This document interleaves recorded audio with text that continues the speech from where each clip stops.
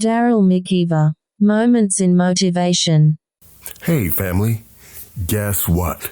You can now follow on YouTube. Yes, YouTube. At Simple Learning 267.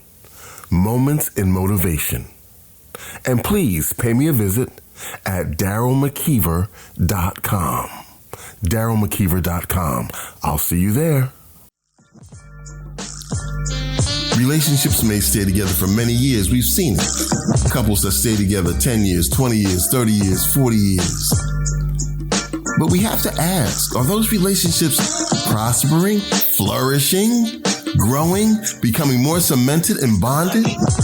Are the two individuals in that relationship now starting to walk as one?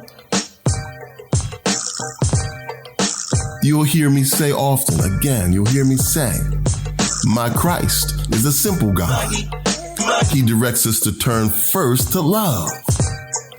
Love encompasses sacrifice, understanding, empathy, sharing, giving, selflessness. These are the cinder blocks that loving relationships are built on. These are the cinder blocks on which Christ's love is expressed for you and for me. These are the cinder blocks that we all need to have a better understanding of. These are the cinder blocks that lead us to listening. You know, there are many marriages and relationships that are shared by non-Christians that are flourishing, growing. They may have never, ever heard of Ephesians, nor any other biblical teaching or concept. You know, it makes me think of the different couples we see during COVID-19.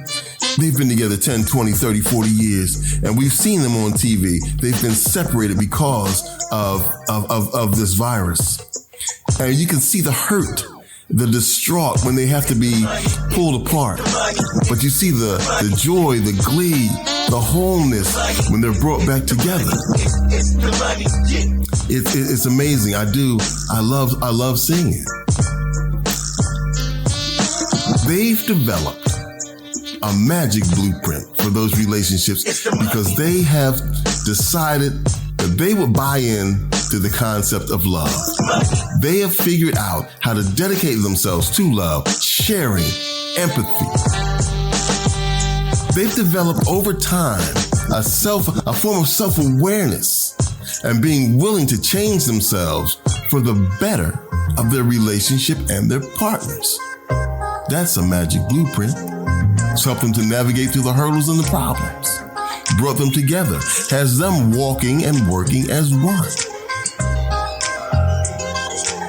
When I speak of love, again, I always think of Christ.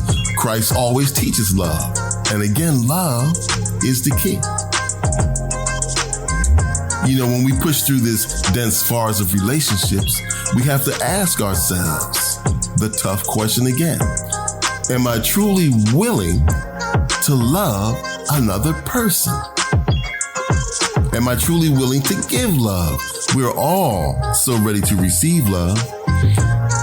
For the most part, receiving love is much easier, barring circumstances or situations, experiences someone may have gone through. It is possible that someone may feel not very comfortable in receiving love, but that's not the general consensus. It's very easy for most of us to receive love, and we enjoy receiving love, but can you give it? Giving and showing love takes work. Giving and showing love takes time. Giving and showing love takes courage. It takes courage to step outside of oneself. It takes courage to become vulnerable. There's vulnerability in love.